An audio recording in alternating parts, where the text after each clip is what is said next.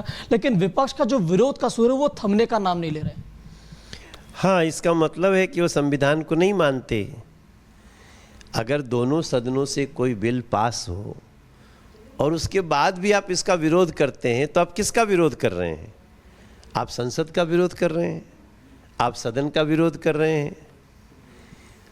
तो ये लोग संविधान के दुश्मन हैं। ये संविधान से देश नहीं चलाना चाहते। ये सड़क तंत्र में, लाठी तंत्र में विश्वास करेंगे।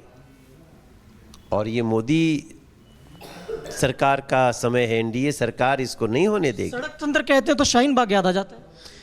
ये इनका विश्वास, ये कांग्रेस है, जो आम आदमी पार्टी है, जो ये अपने को एक इंडी अलायंस कहते हैं, वैसे तो ये भिंडी अलायंस हैं, भिंडी के बिया की तरह छितरा जाते हैं। लेकिन ये लोग कोशिश करते हैं कि देश के लोगों को भ्रमित करें। आज याद है ना, CAA आएगा तो देश के मुसलमानों को देश से निकाल देंगे, उनकी नागरिकता छीन लेंगे। आज CAA आए हुए इतना टाइम हो गया, एक कोई मुसलमान की नागरिकता CAA के कारण गई हो तो बताइए। इसलिए मेरे देश के मुसलमान भाइयों से मैं बोलूँगा, सभी हिंदू, मुसलमान, सिख, ईसाई, ये जो इंडी अलायंस है, इन लोगों के भ्रम में बिल्कुल नहीं आना है। गरीब मुसलमान का, अनाथ मुसलमान का, बच्चों का, मुसलमान बच्चों का, यतीमों का, जो सब सारा पैसा जो इनकम है वक्फ बोर्ड का, वो अब जाके गरीब मुसलमानों के लिए उपयोग होगा। आप कह रहे हैं गरीब मुसलमान के लिए उपयोग होगा। असदुद्दीन ओवैसी हो या कांग्रेस पार्टी हो, कांग्रेस पार्टी के तमाम नेता हो कर हम सुप्रीम कोर्ट जा रहे हैं। असदुद्दीन ओवैसी ने सदन के फ्लोर पे जो कहा है उसको चलाइए अपने रिपब्लिक भारत पर। उन्होंने कहा मेरी 17 प्रॉपर्टी का मेरे पास कागज नहीं है, मैं कैसे करूंगा? तो जब आपके पास कागज ही नहीं है तो फिर आपके पास वो प्रॉपर्टी कैसे है? इस देश में किसी को भी पूछिए, क्या उसके किसी भी प्रॉपर्टी का कागज नहीं होगा, उसके बाद प्रॉपर्टी उसकी रहेगी? इसका मतलब प्रॉपर्टी किसी और की है, आपने वक्फ बोर्ड के नाम पे कब्जा किया उस पे। सदन के अंदर ओवैसी साहब ने तो बिल भी फाड़ दी थी। फाड़ने को बोले थे, फाड़े नहीं, वो खाली 2 पन्ना अलग किए। अगर वो तो पढ़ते समय कोई भी करता है, हालांकि जुबान से वो बोले कि हम फाड़ रहे हैं, लेकिन फाड़ने की हिम्मत नहीं हुई। आज कोई भी बिल फाड़ने की हिमाकत करेगा तो उसको इस देश का संविधान बताने के तैयार है। अच्छा, तक आप एक बात कह रहे हैं कि जिसके पास कागज नहीं उसे ये तकलीफ हो रही है इस बिल से।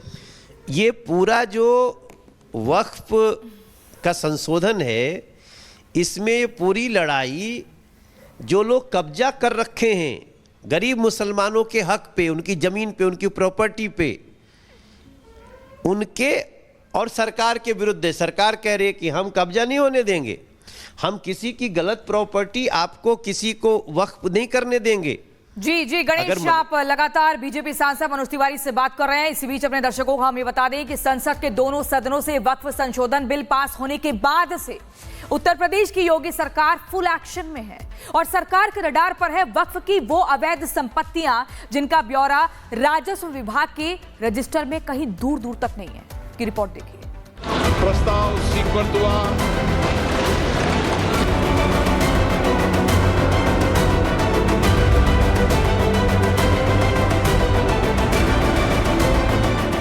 संसद के दोनों ही सदनों में वक्फ संशोधन बिल पर मुहर लग गई और विधेयक यथा संशोधित पारित हुआ।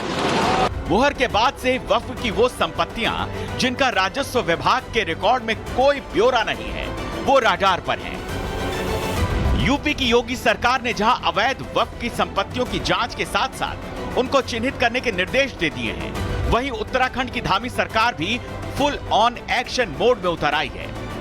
अवैध रूप से वक्फ घोषित की गई संपत्तियों की होगी जब्ती। जिलाधिकारियों को अभियान चलाने का दिया गया निर्देश। एक्शन के पीछे सरकार की मंशा साफ है कि नियम तो यही कहता है कि सरकारी और ग्राम समाज की जमीनें वक्फ की संपत्ति नहीं हो सकती। इसके बावजूद प्रदेश में कई संपत्तियों को मनमाने तरीके से वक्फ घोषित किया गया है, जिन पर अवैध कब्जे हैं और वक्फ की इसी विस्तारवादी नीति पर अब बुलडोजर एक्शन के मोड में है योगी सरकार। वक्फ बोर्ड के रजिस्टर 37 में दर्ज आंकड़े बताते हैं प्रदेश में सुन्नी वक्फ बोर्ड की 1,24,355 संपत्तियां हैं। शिया वक्फ बोर्ड के पास 7,785 संपत्तियां हैं।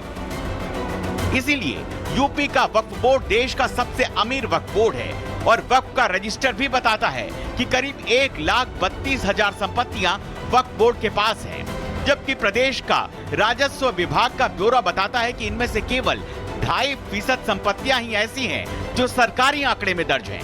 इसीलिए अब योगी सरकार ने प्रदेश के सभी 97.5% संपत्तियों के ब्यौरों को तलब कर लिया है।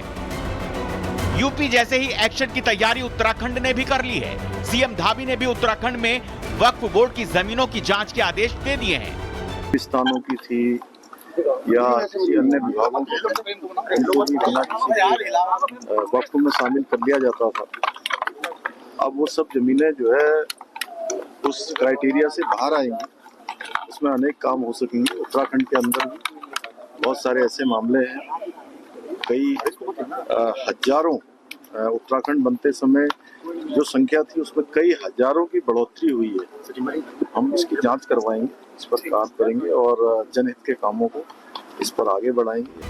सीएम धामी के इस एक्शन से सरकारी जमीनें खाली करा ली जाएंगी, देव स्थान पंचायतों की जमीनें खाली कराई जाएंगी, सरकारी विभागों की जमीनों से कब्जे हटेंगे, अवैध जमीनों को जन उपयोग में लाया जाएगा। सदन से वक्फ संशोधन बिल पर मुहर लगने के बाद अब वक्फ के बही खाते में दर्ज हिसाब का दूध, पानी का पानी होगा। लेकिन इसी एक्शन से विपक्ष के साथ साथ अवैध कब्जेदार भी दहशत में है। Bureau report, Republic Bharat. और अजय हमारे साथ लाइव जुड़ चुके हैं। अजय, देखिए, अगर हम उत्तर प्रदेश की बात करें तो उत्तर प्रदेश का जो वक्फ बोर्ड है सबसे ज्यादा अमीर वक्फ बोर्ड है और ऐसे में बिल पास हुआ तो मुख्यमंत्री का एक्शन भी शुरू हो चुका है। कैसे अवैध संपत्तियों को चिन्हित किया जाएगा, कैसे कार्रवाई की तैयारी हो रही है सरकार की तरफ से? बिल्कुल, देखिए, मुख्यमंत्री की तरफ से निर्देश मिलने के बाद जिला स्तर पर डीएम जो है आंकड़ों को लेकर बैठे हैं। जो खजांची हैं, जो वहाँ पे लेखपाल हैं, वो लगातार आंकड़ों की जांच परख कर रहे हैं। जो जमीनों की पैमाइश है वो फिर से की जा रही है। अब इसके बाद कार्रवाई होगी, ये भी अंदेशा लगाया जा रहा है। बात करने के लिए उत्तर प्रदेश के राजधानी लखनऊ में लोग हमारे संग मौजूद हैं। आप बताएं, क्या लगता है ये कार्रवाई कितनी जमीन पर दिखाई देगी? ये बीजेपी की सरकार है जिन्होंने ऐसा किया है और कार्रवाई काफ़ी अच्छी हद तक दिखाई देगी। पहले रहता था कि ऊपर के ही लोग ही सारी मलाइयाँ खा लेते थे वक्फ बोर्ड के नाम पे, लेकिन अब है कि आम जो मुस्लिम जनता है उनके लिए फ़ायदा है। वक्फ बोर्ड के नाम पे वो ज़मीनें भी हड़प लेते थे लोगों की, अब ऐसा नहीं होगा। ये बीजेपी की सरकार है कि पास हो सका। क्या लग रहा है कि ओवैसी, अखिलेश यादव सब विरोध कर रहे हैं, जमीन पर तो विरोध का सामना एग्जीक्यूशन में नहीं होगा, क्या लगता है आपको? नहीं, अखिलेश या कोई भी विरोध करे, उनका विरोध ज़्यादा दिन चलेगा है ही नहीं। वैसे राजनीति के लिए ये मुस्लिम समाज की वोट पाने के लिए ऐसा दिखा रहा है, लेकिन चलेगा कुछ नहीं। हो पाएगा एग्जीक्यूशन? अब तो बिल पास हो गया है, जमीन पर एक्शन भी दिखेगा योगी सरकार में? नहीं, एक्शन बिल्कुल दिखेगा। ऐसा नहीं है कि ये जो पहले के लोग जो थे, इन्होंने वक्फ के नाम पे जो है काफ़ी ज़मीनें अपने नाम करवा लिए थे, इसको गलत यूज कर रहे थे इसका, ठीक है।